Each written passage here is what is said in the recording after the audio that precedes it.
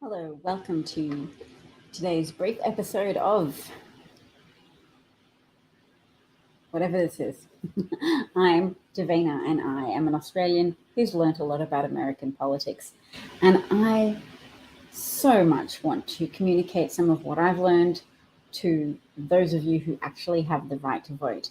Because I live here, and as per the rest of you, I am subject to the authoritarian bent of the current conservative stacked legislative branch, no, conservative judicial branch of the United States.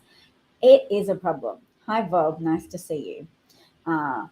This week, obviously, they've overturned Roe v. Wade and the federal protections for women, leaving women at the mercy of state level politics, state level governance that has often arisen from highly gerrymandered districts and a highly discouraged voting population, as well as a high degree of penetration of uh, fabricated right-wing propaganda that falsely seeks to blame government in general in order to stop people from voting, in order to prevent people from looking too closely at the political party that is responsible for undermining American infrastructure, underfunding schools, roads, healthcare, you name it.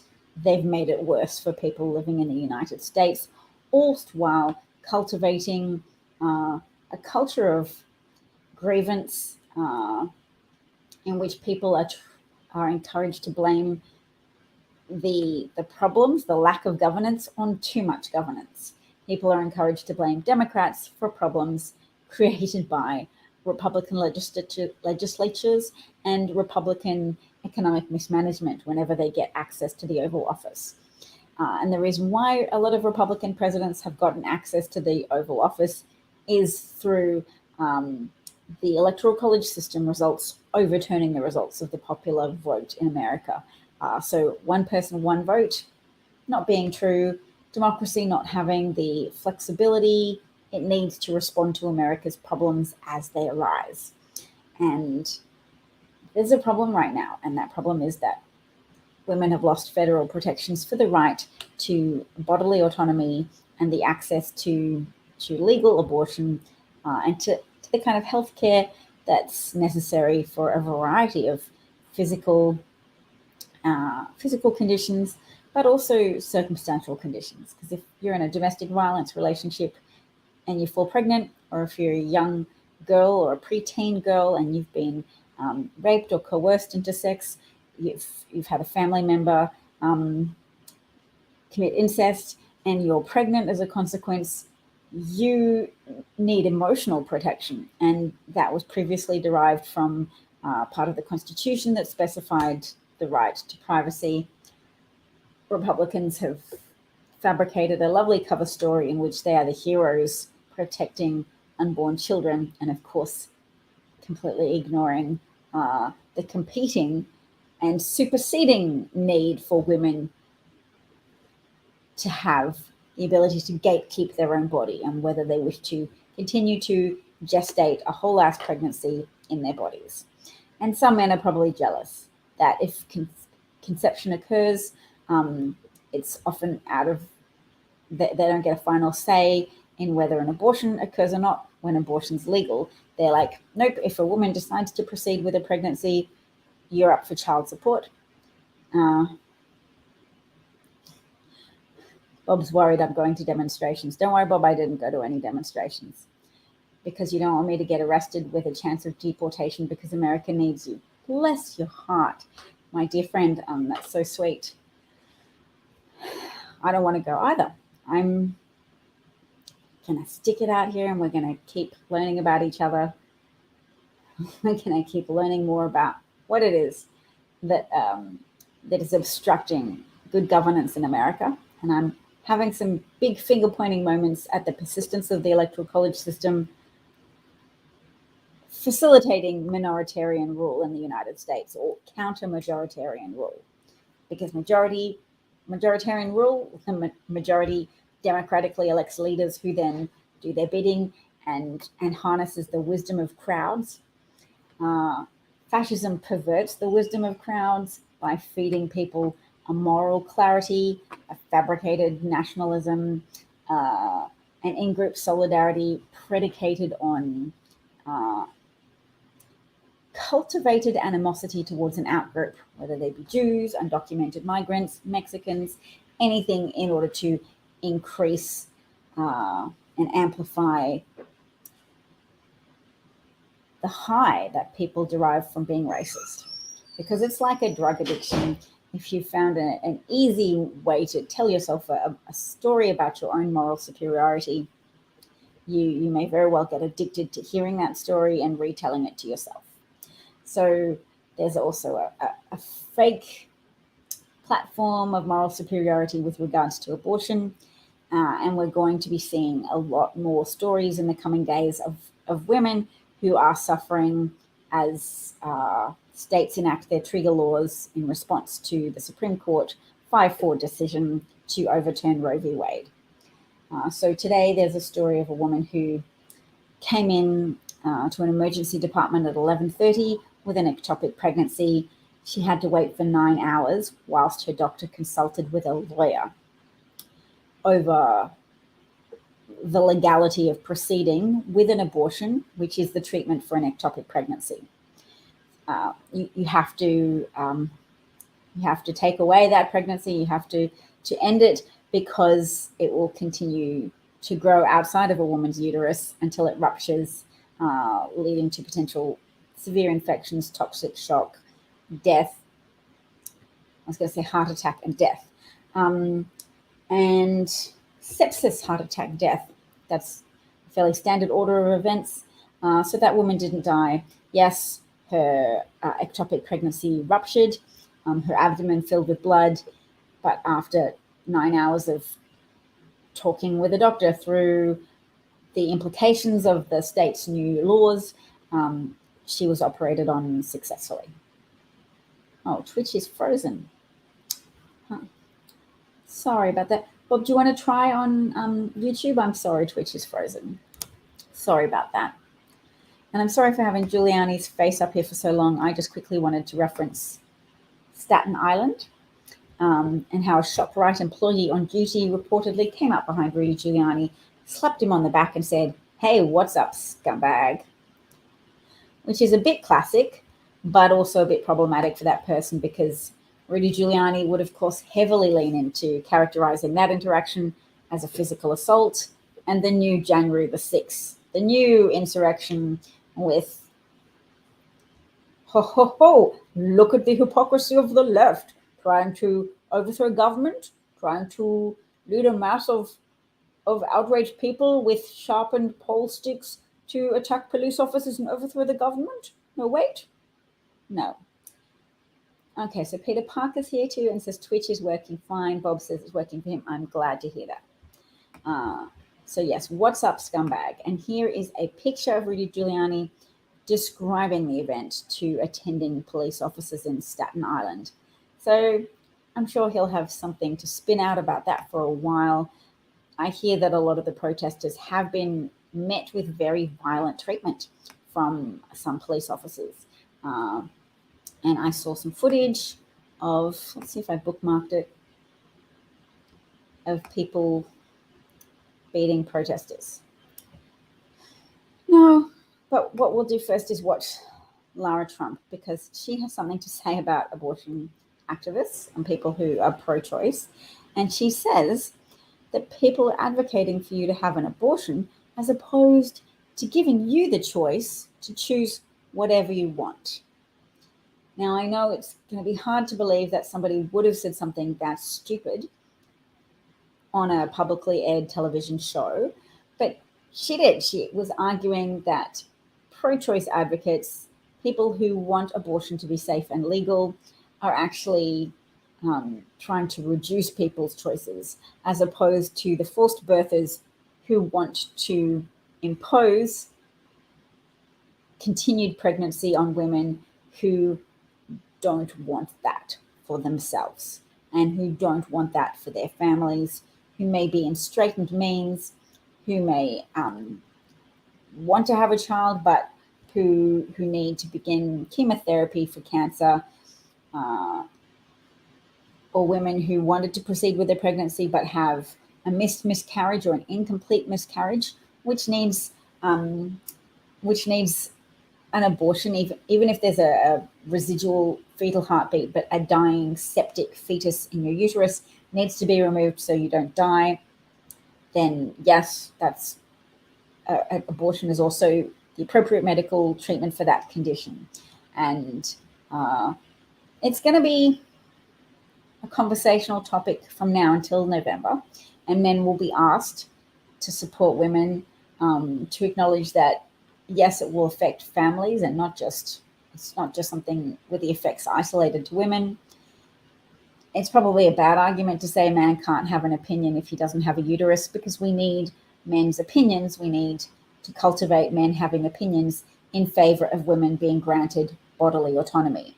For pregnancy, which to some religious-minded people may be a gift from God, but to more pragmatic people or to Jewish people may be a condition jeopardizing their emotional or physical health. And look, apparently a lot of Christians get abortions too, but that doesn't stop them enjoying or getting a rush out of exercising sanctimony towards other people. So the glee of finger wagging, you shouldn't have had an abortion, but my abortion was necessary and good and not condemnable. Or the people who literally pay for their girlfriend's abortion and tell them, you're going to hell, in a prime example of people's capacity to make moral compartmentalizations that favor themselves. Humans, wacky, complicated creatures, very prone to moral frailty, very prone to excesses of self-serving rhetoric, very prone to working themselves up into fits of irrational rage as well as more reasonable rage. Hence, gun proliferation being a thing that tends to raise the homicide rate. The more guns you have, the more gun thefts you have, the more guns in circulation, the more criminals with guns, the more people get shot in moments of high emotion, in domestic violence circumstances, or in interactions on the street when road rage incidents, people are offended by something and a gun is on hand. The frailty of human nature can be a significant factor when matched with readily available lethal weaponry. So no, guns don't kill people, but making guns hyper available is a pathway to more death of innocence, as well as to increased suicides of teenagers who have access to guns stored in the home, or particularly to guns improperly stored in the home. So that was Rudy Giuliani. Oh, I wanted to play you Lara Trump. Here we go. In case you didn't believe me that she could possibly have said. People who are very far left, or were very far left, would even admit that it was a terrible decision for a woman to have to make if she had to make the decision to have an abortion, and that it affects the woman, it affects the child, obviously in irreversible ways. But now it seems to be championed in a way, and people are advocating for you to have an abortion, as opposed, Nicole, to giving you the choice to choose whatever you want. And look at that, nod along with something that makes no sense. Thank you, Nicole. That's what people who are addicted to a narrative of moral superiority with no supporting logic. It's terrible, and it honestly seems like there's a moral decay that is set in our society, and I think it's contributed to some of this. And you've seen this data long ago. So, fabricated moral superiority, Lara Trump saying women who are pro-abortion want you to have an abortion and don't want you to have that choice. What choice, Lara? The choice that conservatives on the Supreme Court have just taken away from women by removing federal protections and saying states can choose so that Republican-controlled state legislatures can throw women to the wolves. Thanks for that. This is also something reasonably laughable, which is Peggy Noonan, who's a conservative columnist. She writes for a Rupert Murdoch publication called the Wall Street Journal. She was on a Meet the Press panel today, and apparently everybody laughed out loud when she said that the Republican Party should now become a party that helps women after its abortion victory. So let's see the panel's reaction to that. I'm interested. If that is part of what drove it, look, you know what the Republican Party should do now? It should use this victory, if you see it that way, to change itself and become a party that helps women, change its reputation, become a party that helps women and children, becomes responsible and support. If that is part of what drove it, look, you know. So there you go. She's saying the Republican Party should now become a party that helps women and children. She's showing that she understands that the Republican Party has not done an amazing job of framing itself as helpful to women and children after pushing for decades for this development, for overturning Roe v. Wade, for overturning federal protections for women. She understands doesn't look very supportive, and she thinks it should now be countered by the Republican Party choosing to turn over a new leaf. Whoops! We've just endangered the lives of thousands of women, put millions of families under extra strain, because not only do you have the immediate strain of not being able to get an abortion if you have the misfortune of living in a red state where they've just had to close all their abortion clinics, but also even if you don't live in a red state or you don't immediately require an abortion, you're a woman, you're now living with the mental strain of, what if I need medical treatment? What if I have a pregnancy, but I'm not in a position to proceed with it, and I had that freedom to choose to end the pregnancy? I don't. And also, I may go to a hospital seeking urgent treatment for an ectopic pregnancy, and my doctor may be consulting with a lawyer for hours while I wait for my ectopic pregnancy to rupture, causing me immense pain and putting my life in jeopardy. And that is an outcome facing women now. Women's lives are being put in jeopardy as we speak.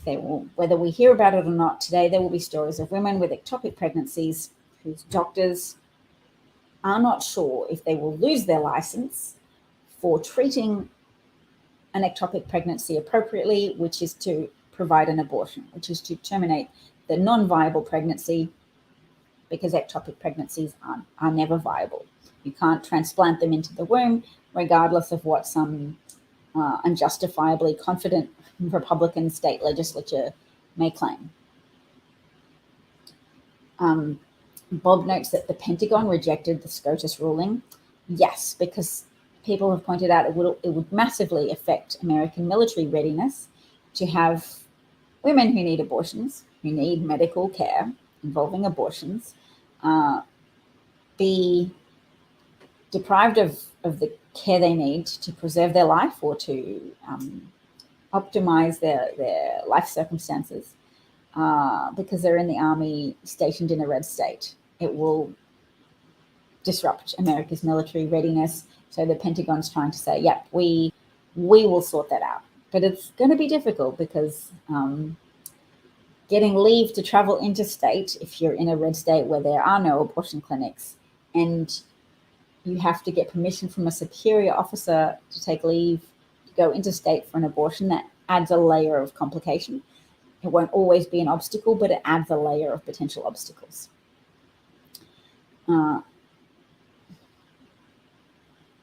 Did you know that you have to carry liability insurance in New Jersey if you own a trampoline?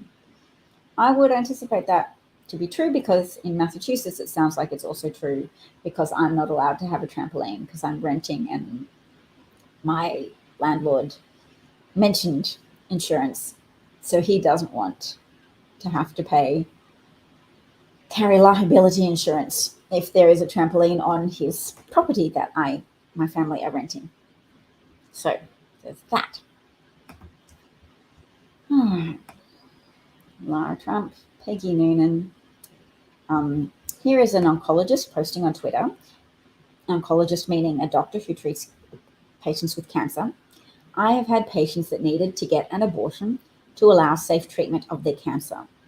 Abortion absolutely is part of healthcare. Thank you. And the stories in the comments. So my 30-year-old cousin became pregnant and at her first prenatal visit learned she had cervical cancer. Her no-choice forced birth doctor didn't give her the option. She had to wait until she delivered to start treatment. She died, leaving 3 small children motherless.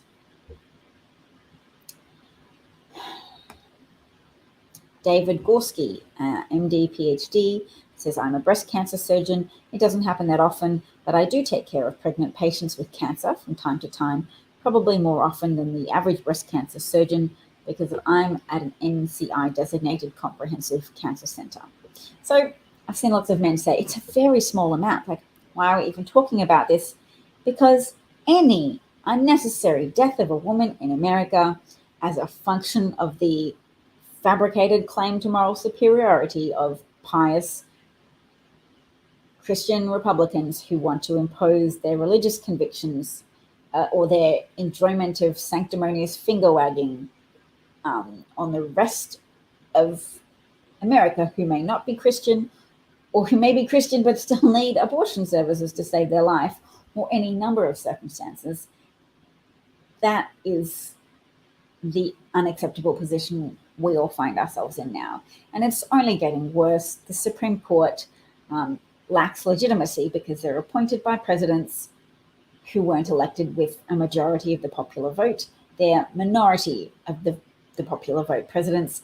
And that is a function of America's electoral college system, which is a relic left over from the compromises made when America was established as a nation to persuade wealthy slave owners to sign on to the idea of this nation by promising to give them a political advantage over voters in other states who incline to the idea of abolition, who wanted to end slavery, who weren't economically and emotionally invested in the idea of a indefinitely perpetuated slave-based economy.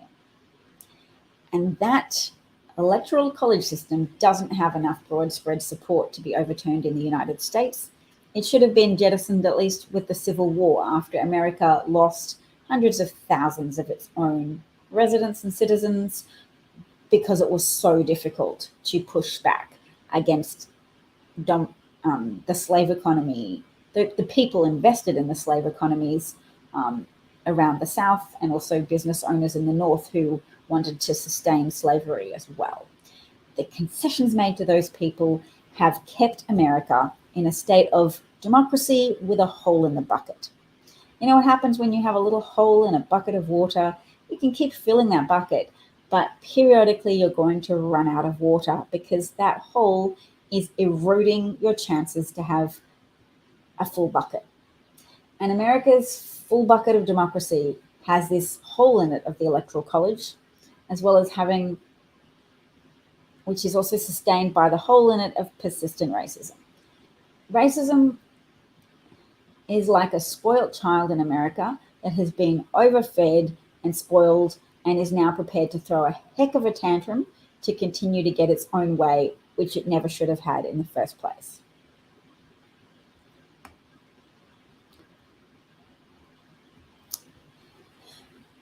I'm going back to people's stories of, hello, Christopher, 3086. Angela says, thank you for this. I was 30 weeks pregnant when I was diagnosed with cancer. 4 different oncologists told me my cancer was too aggressive and I would most likely not survive if I didn't start chemotherapy ASAP as soon as possible. I terminated my pregnancy so I could survive to care for my 5-year-old daughter. So these are the people whose lives are categorized as having less worth, are categorized as being less worthy of protection than a fetus, an unborn fetus who hasn't yet drawn first breath. And having studied fetal development, having studied child development, I'm prepared to give space to arguments that say, hey, children in the third trimester can be sentient to a degree. Unborn children can be learning to distinguish between the sound of their mother's voice, their father's voice, versus the unfamiliar sound of a stranger.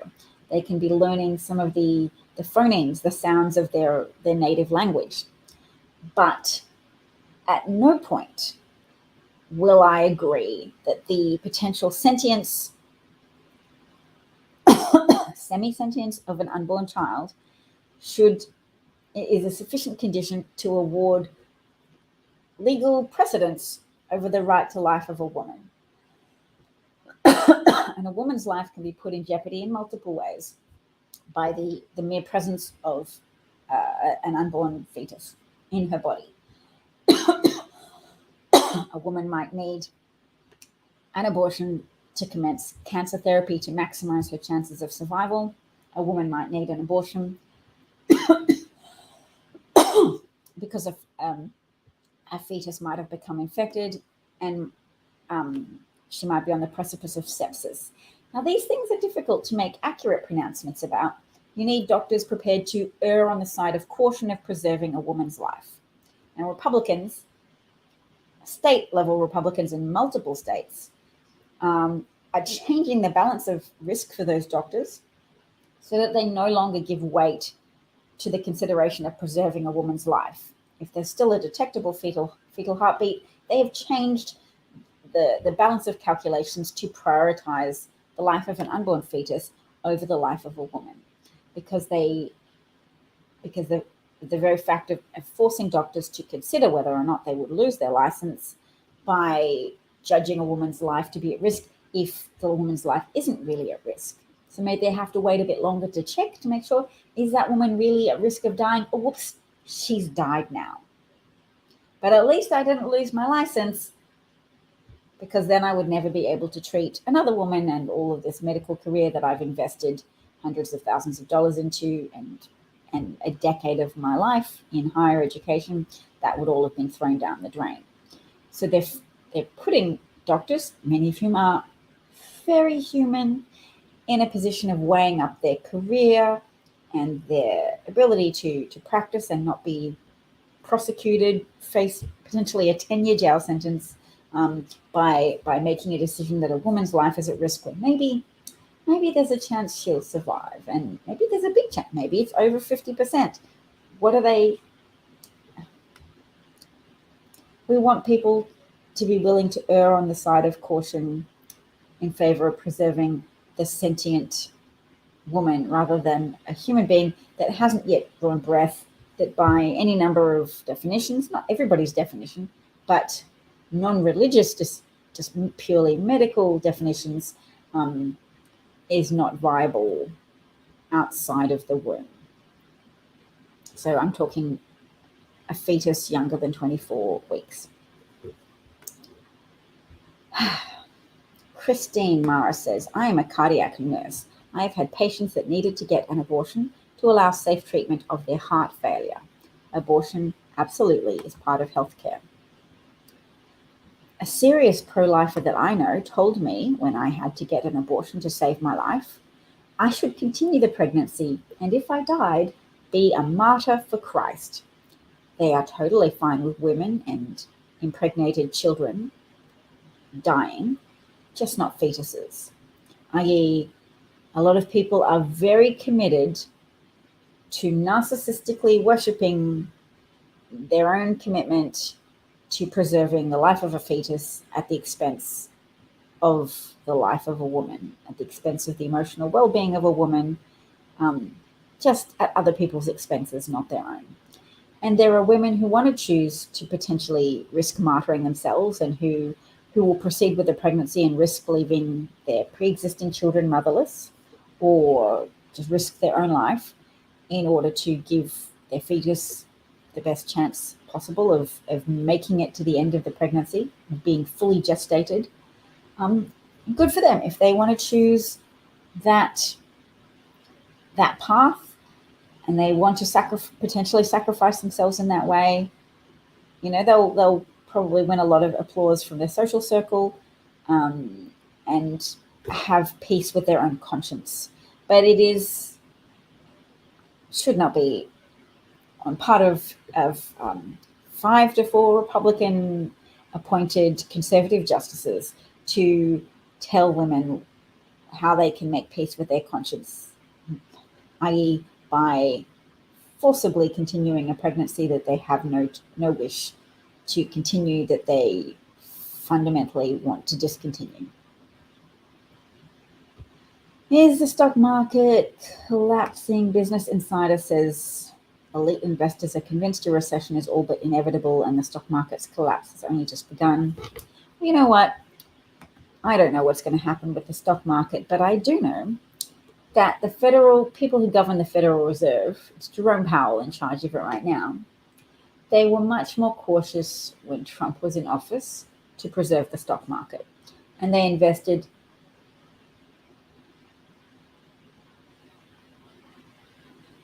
$800 million. Okay, I'm going to find out how much. It was a lot of money. How much did the Federal Reserve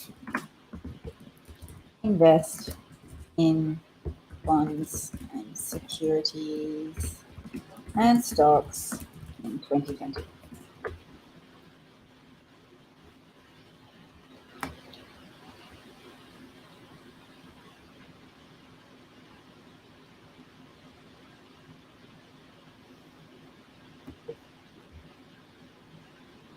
In June 29, 2020, the Fed disclosed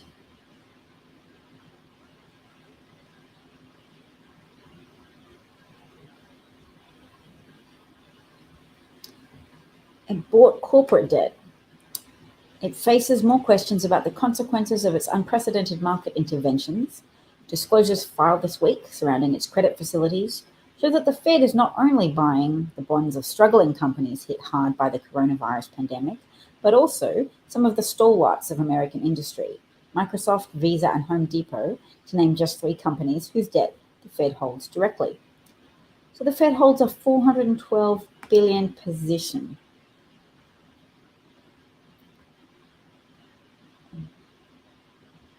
Stocks are so tight and stocks are doing so well, you wouldn't think they would need support from the Fed, said Kathy Jones, director of fixed income at Charles Schwab. The reasoning, I guess, makes sense. But it owned nearly $430 million in individual bonds and $8.6 million in ETFs. The Fed has created its own index of diversified bonds, tilted 42% towards high-rated debt, and the rest towards varying degrees of lower medium grade. Sector-wise, the bonds are weighted towards consumer and tech companies. So they've spent a lot of money to secure the health of the stock market and the stability of the stock market in 2020 when a Republican was president. And a Republican was president who wasn't shy about haranguing Jerome Powell, the head of the Federal Reserve, on Twitter and working the refs to produce an outcome that he wanted.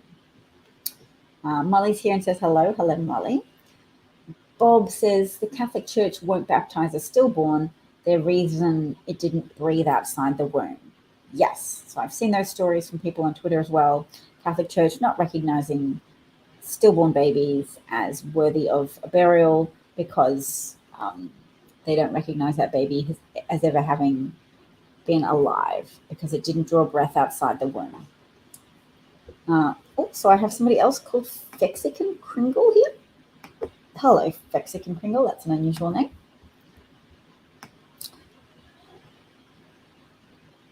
We had a family that the mother was diagnosed with breast cancer in early pregnancy, refused chemo, and left 5 children motherless. So somebody calls that irresponsible, but somebody else calls it you don't get to judge, fair enough. But that's the point of pro-choice, is that you allow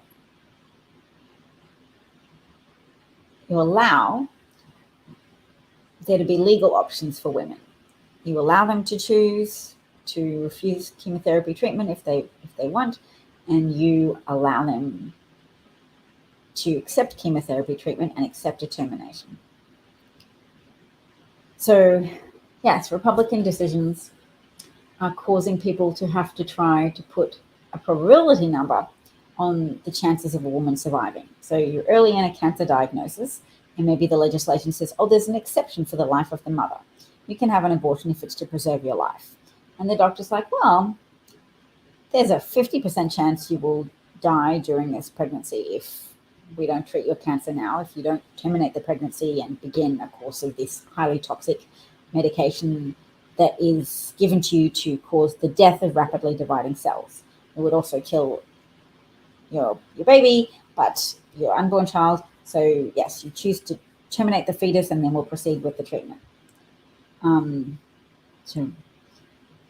Republicans are like, oh, well, shall we put it in legislation? It has to be a 60% chance of likelihood that the mother will die during the course of the pregnancy.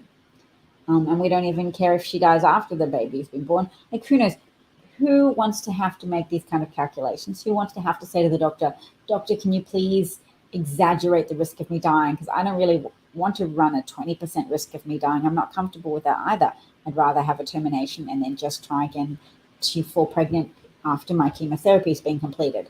I'm not comfortable with playing Russian roulette with a chamber of bullets and what's 20%? 1 in 5, and one bullet, and press that trigger to play with that one bullet in the chamber.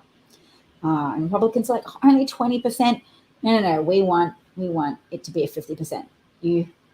We'll say you don't have to play Russian roulette if there's 3 bullets or more in the chamber, and the doctor has to quantify those percentages for us, and then the doctors won't be at risk of losing their licenses, or jail sentences. But if it's under 50% and the doctor gives you an abortion, 10 years in jail. I mean, these are extraordinary positions to take, and they're being taken because it's the logical follow-through of a position that is inherently a lie. If you say an unborn child is an equivalent to a child who can independently exist outside of the womb, then yes, it's murder, because you can be charged with murder for killing a baby once it's been born. But people who want to say it's still the same baby inside your body and you don't have any rights relative that supersede the rights of that unborn child, you're equivalent, then women have less rights, because to be put in an equivalent setting with something that is inhabiting your body means you can't get the cancer treatment you need, you can't necessarily get the ectopic pregnancy treatment you need, or a septic uterus treatment. And if you are at risk of losing your life from an abusive partner in a domestic violence situation, and you just want to be able to leave the relationship and not have any more children that will give you legal reasons to have a continuance of engagement with the person who's beating you up, and yet a Republican legislature compels you to remain in the relationship and to remain pregnant, yes, you're at risk of losing your life, because partners of pregnant people, when that pregnancy is unwanted or that pregnancy is causing extra stress on a person inclined towards violence, there can be outcomes that are deadly. And I think the logic of that's probably pretty easy to understand. Pregnancy is a major health risk that almost guarantees some permanent changes to your body, along with a good chance of disability or death. Not being pregnant anymore is, on its face, a valid healthcare choice. Yes, it is. It does change your body. Oh, Christopher wants to know, how do we undo the SCOTUS's decision? Can Biden use an executive order to fix things in the short term? I don't believe he can. I believe this decision is going to remain until at least November. And if American politics and the American electorate experiences a big emotional upheaval as a consequence of this SCOTUS decision, as well as the SCOTUS decision to overturn state laws restricting gun ownership to people who are able to successfully apply for a license. If there's enough of an upheaval and people vote in some more Democratic senators, then there's some things that can happen if Democrats get 53 senators. They can end the filibuster. Currently, they can't end the filibuster because guess why? There's two rogue senators, you may have heard of them, Joe Manchin of West Virginia and Kristen Sinema of Arizona. And they are two senators that have been adamant that they want to preserve this archaic, racist relic from the, I think that initiated in the 1970s.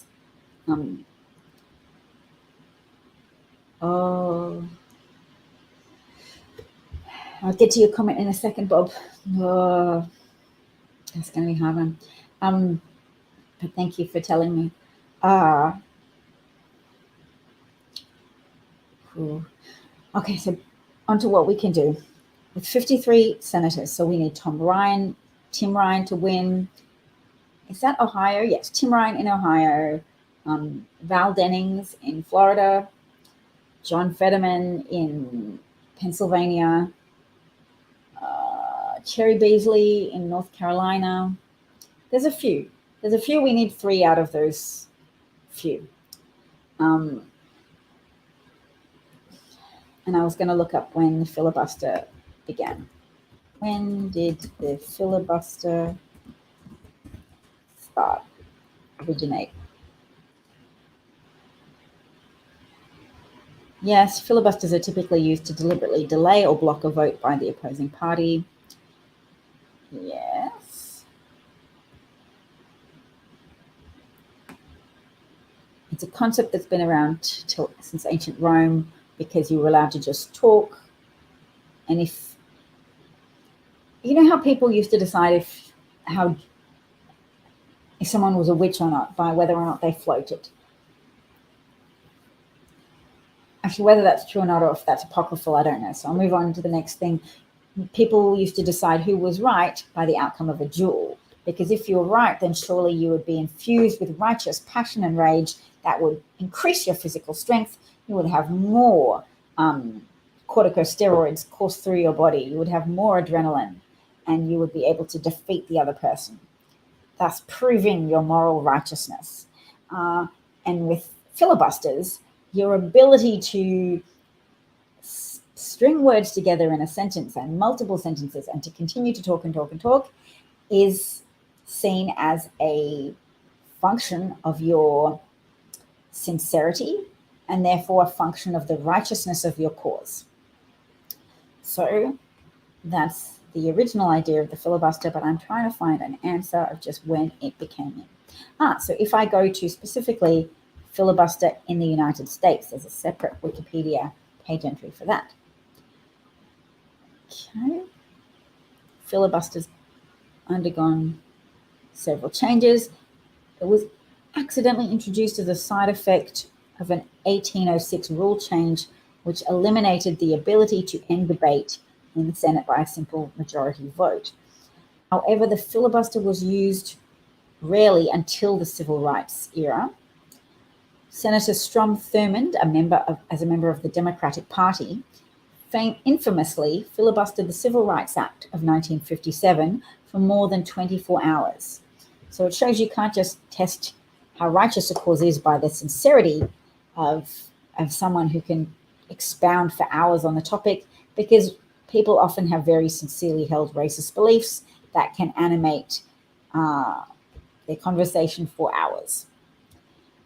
So he filibustered the Civil Rights Act of 1957 for more than 24 hours. That's a long time.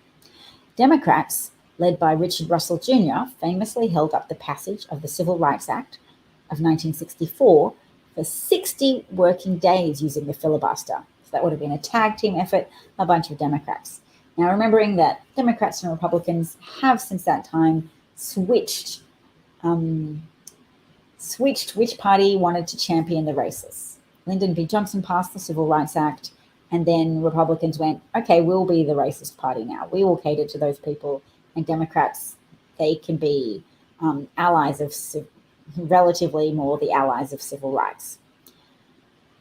Okay, so 60 working days of filibuster talking is a long time, and that was holding up the Civil Rights Act. Look how animating the cause of preserving a racial hierarchy in the United States, preserving white dominance, preserving even the concept of white superiority and irrationally concluding that there is inferiority that can be ascribed to people of color. All right. In the 1970s, the Senate adopted a two-track system, which was intended in part as a progressive reform to prevent filibusters from completely blocking Senate business. Under these new rules, however, legislation could be blocked simply by submitting a written notice of intent to filibuster. So Republicans didn't have to have really protracted conversations fueled by racist thoughts anymore. They could just write a note, I intend to filibuster this legislation. So this rule change that was meant to reform and end the practice of filibusters inadvertently introduced a supermajority requirement to the Senate, since it became possible. Yes, darling?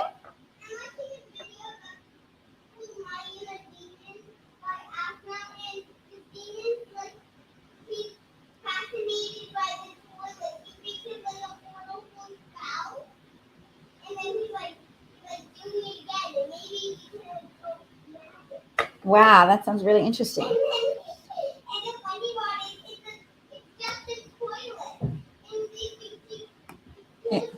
It's just a toilet. Yes. Yes? The twin said, I found your parasol and picked up her bra. No, oh, goodness gracious. It's so funny. That does sound very funny. So yes, I'm learning about the filibuster. Not as interesting. But it is interesting because it has great significance for American politics. We have to understand how this filibuster works. So the rule change in the 1970s allowed a supermajority requirement to the Senate, because then the minority can just filibuster legislation without even having to be on the Senate and physically hold the floor and keep talking. They just have to write a letter saying, I intend to filibuster. And Republicans have made full use of that procedural ability to do that. They've been able to do that since the 70s. Okay, because there was an attempt to reform the practice of filibustering and get rid of it, and instead they facilitated the ability of whichever party is in the minority in the Senate to just block the majority party from passing legislation. This is one of the biggest things that a critical mass of the American public does not understand. They don't understand why why the legislative branch of American politics cannot respond effectively to problems, cannot provide solutions, cannot provide services. Now, I'm going to say two elements. One is the filibuster that Republicans are cavalierly using to sabotage good governance when they have lost office. And then they know that Democrats won't use a filibuster to the same extent because at this point in time, they don't represent the interests of racists. So they are interested in good governance for America. Racists are interested in sabotaging American governance in order to preserve a hierarchical system where some people are advantaged at the expense of others. That's not how good governance works, but it's what you aspire to do if you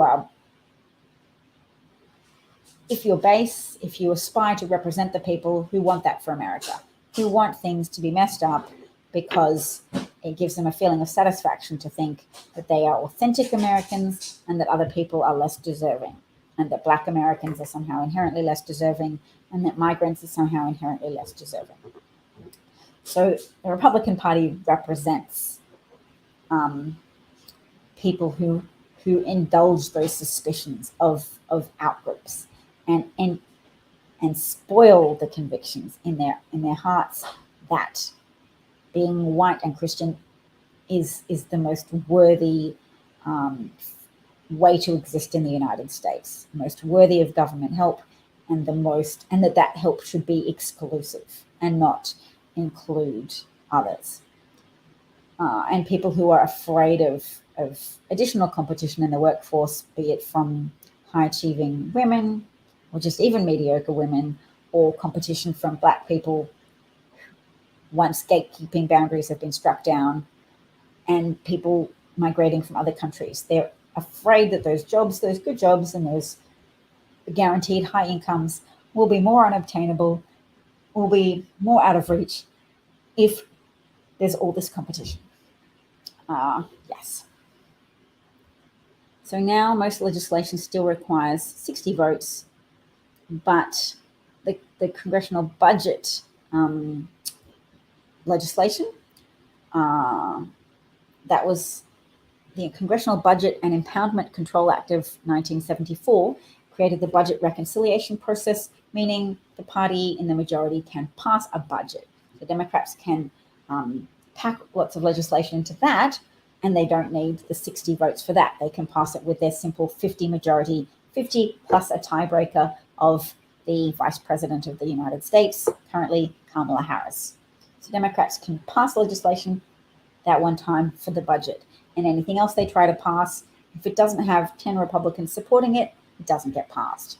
So there's one piece of legislation that's just passed because 15 Republicans in the Senate and 14 Republicans in the House signed on to some modest improvements in America's federal laws relating to guns to try and close the boyfriend loophole, because there was a husband provision that if you were convicted of abusing your wife, you would lose the right to have guns.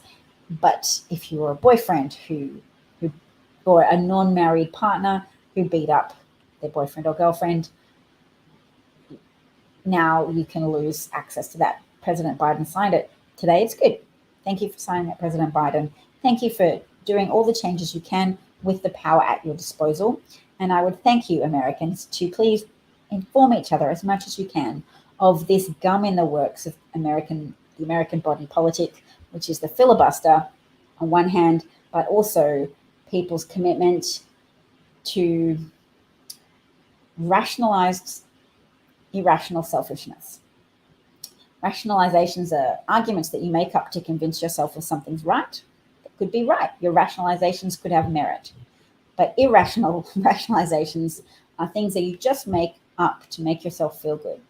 And there's a lot of right-wing propaganda that says government assistance is all inherently bad, all inherently fuels dependency on government and erodes people's moral character and erodes their incentives to fend for themselves in this world. I've heard those arguments out, and I would say there's room for them to a small degree in a two-party system where one party isn't trying to sabotage democracy and also sabotage all government assistance to people of color and sabotage reparations and sabotage any efforts to for restorative justice at an economic level and at a level of social programs. So help is still, I know a lot of people may not have encountered evidence about this before, but white people are still disproportionately helped by federal organizations. And there's a lot of propaganda to the contrary out there that says, no, Obama gave iPhones to migrants. President Obama did this and this and this and this to let Black people live in a mansion while I have to toil in the dirt. This isn't true. Obama did not hand out iPhones and mansions. And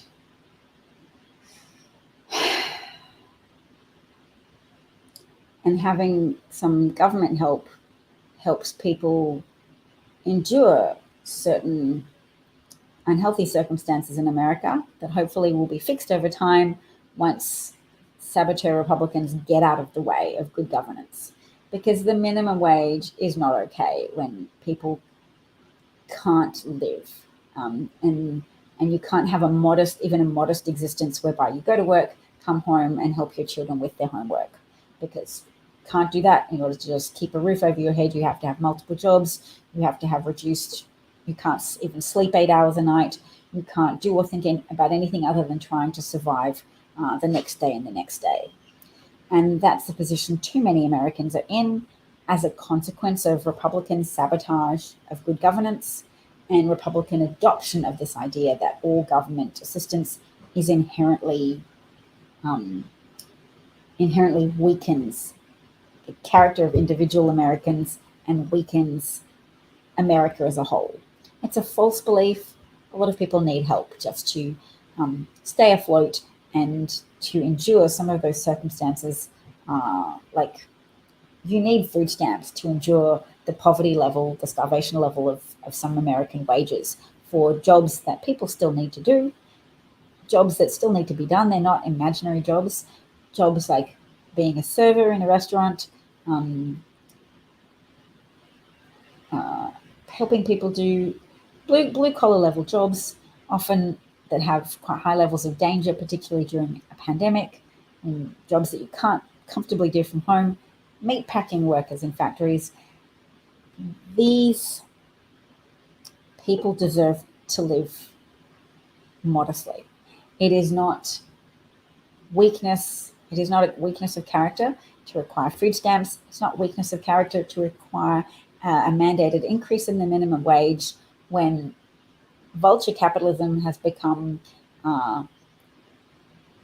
overly exploitative in some industries, and has been able to do so in no small part because of Republicans nominating conservatives to the Supreme Court, who in 2010 ruled in Citizens United decision that gave money the protections of the First Amendment, the protections of free speech. They said money is a form of free speech. It therefore deserves the constitutional protections associated with the First Amendment. So if you have some money and that's your speech, you can say your speech, you can give your money to a super PAC. And that super PAC can go to support a politician. That super PAC can purchase ads. That super PAC can dominate discussion on the airwaves. That super PAC can buy time and space in the minds of a critical mass of Americans who then say, yes, it's a good idea to have more Supreme Court justices on the bench. It's a good idea.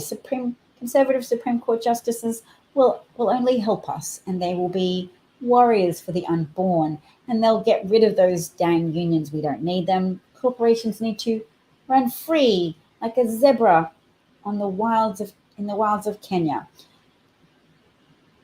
Irrational things that Americans are persuaded of through the power of exposure that has been bought from money, purchasing airtime, through donations from millionaires and billionaires that have been awarded a Supreme Court pass to treat their money as if it was speech, so that your speech, if you have less money, has its value inherently degraded.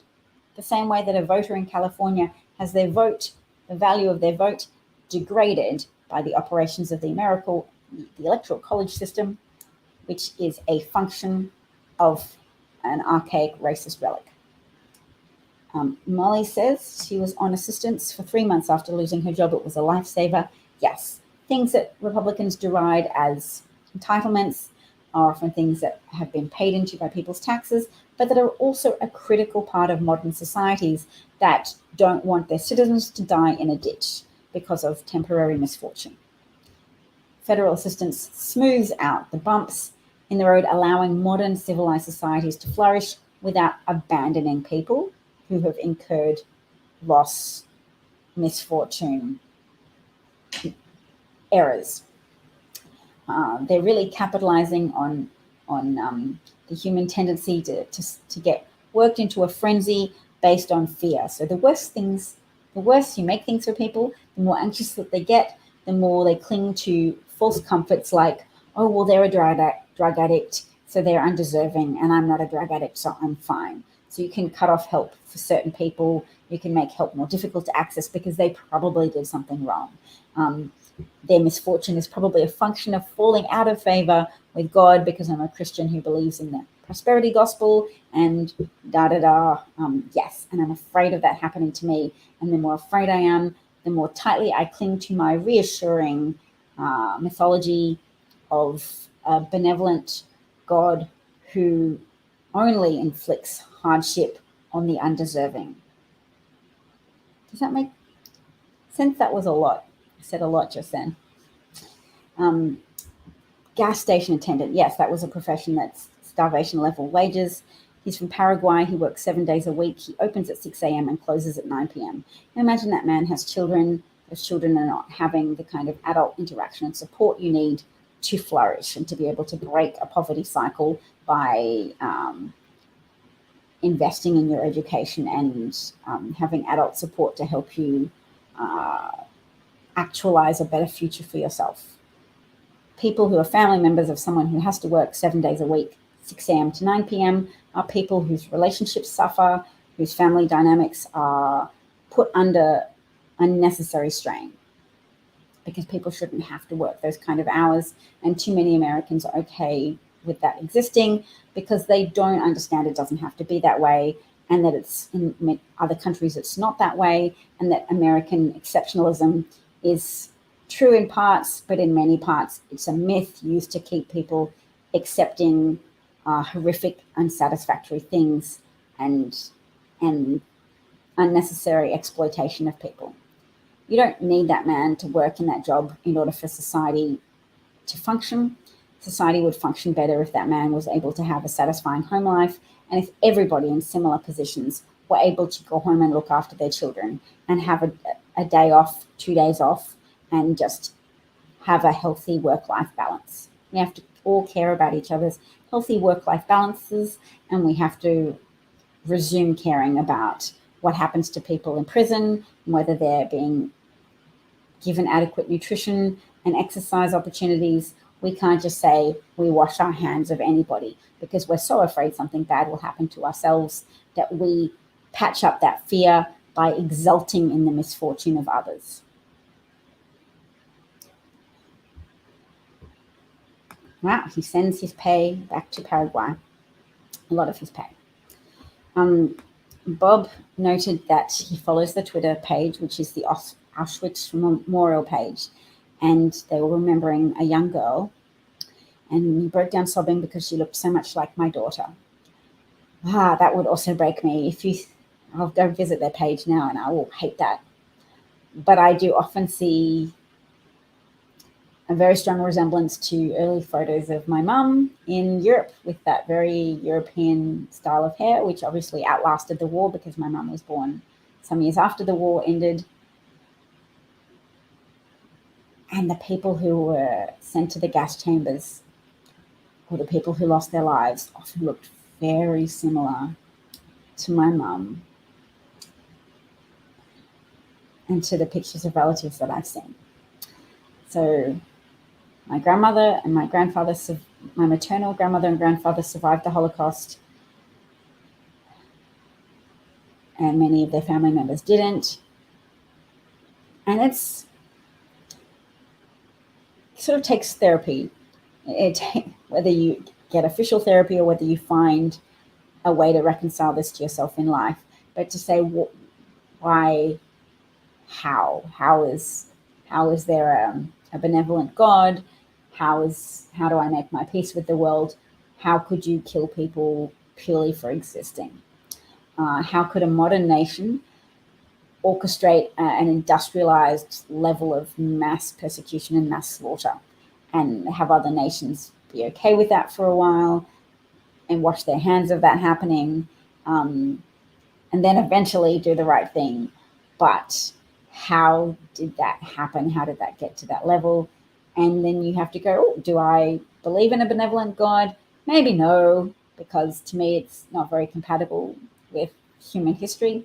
But belief in a benevolent God to me is acceptable if you need to conceptualize something to inspire you and to help you be the best version of yourself. And considering that I believe very strongly in humans' capacity to not be their best selves, to be malicious, destructive, and violent, I think it's a great idea that people find an outlet to try to sublimate their worst instincts into better, more helpful instincts, and that people strive to be good to each other and build communities, and who conceive of an idealized God of love and a God of solidarity and kindness and giving. I'm on board with that. I don't decry religion as inherently destabilizing or anything like that, because religion provides a stability to a lot of people and comfort and motivation to be good. A lot of evangelical Christians are trying to be very aggressive in imposing their own religion on other people and imposing their religious convictions on other people. So at the moment, it's very highlighted.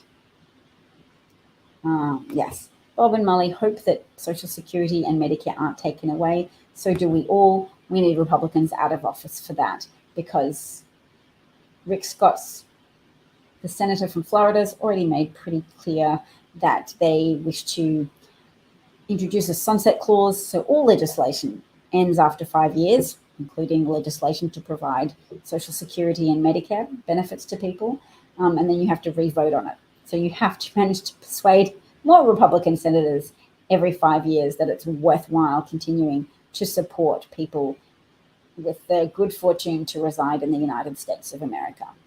May or may not succeed. So people need to be aware that Social Security, Medicare is at risk, that Republicans don't just talk about all these awful things they want to do to people, they do them.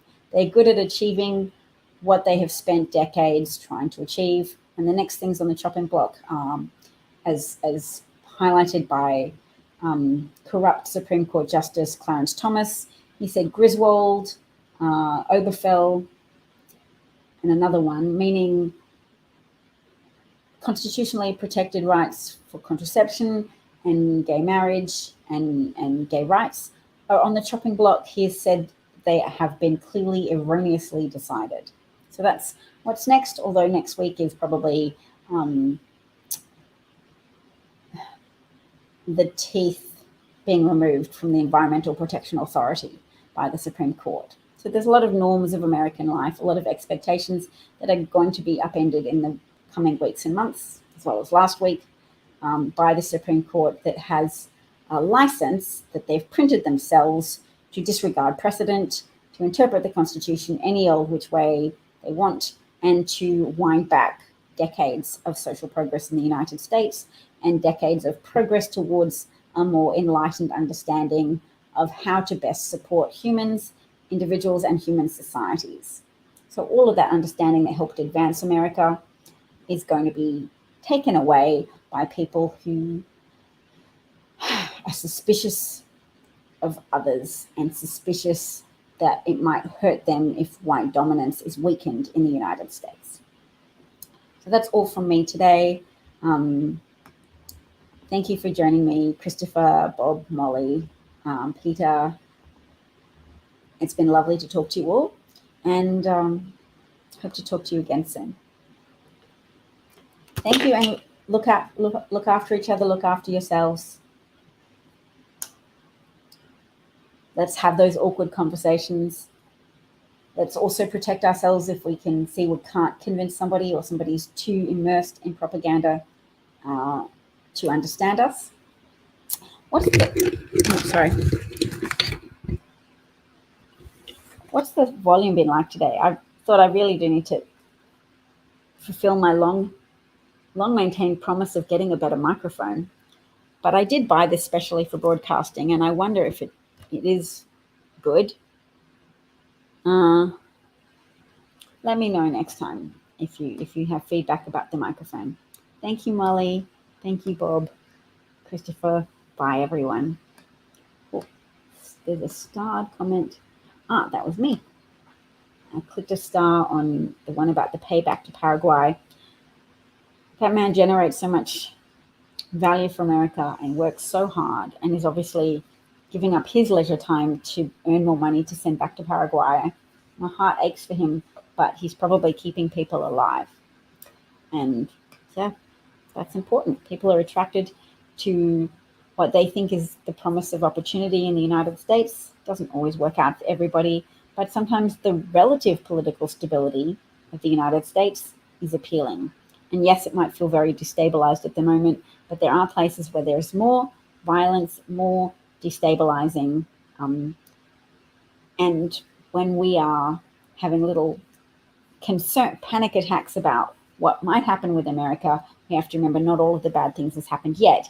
It's just we can see a lot of the elements for violence, insurrection, an end to democratic elections. Even the appearance of democratic elections may be in store for us, and we want to prevent some of those outcomes that we see in other countries where governments are overthrown and there's chaos and bloodshed and hardship and harm. Bob says, good sound. Oh, that's good. I'm glad the microphone's still working for now. Excellent. Thank you, buddy. Take care, everyone. Christopher, Molly, Bob, bye.